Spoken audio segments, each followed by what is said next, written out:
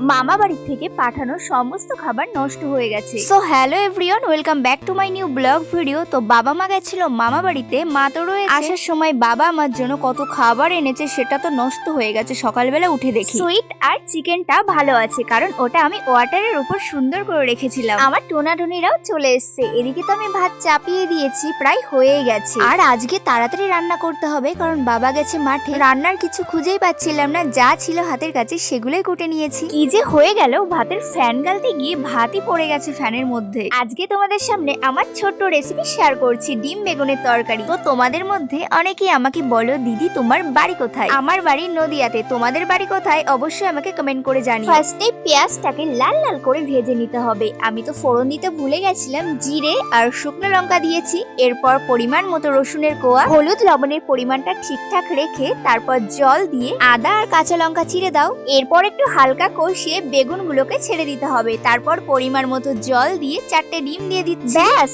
এবারই হয়ে গেছে আমার ডিম বেগুনের তরকারি। ঢাকা দিয়ে 15 মিনিট পর খুলে নেব। বাবা তো অনেকক্ষণ ধরে বসেছিল, তাও আমি রান্না করে যাচ্ছি। তারপর দেখো দুজনে মিলে একসঙ্গে খেয়ে উঠলাম। তো টাটা বন্ধুরা, দেখা হবে অন্য এক ভিডিওর মাধ্যমে। সুস্থ থেকো, ভালো থেকো।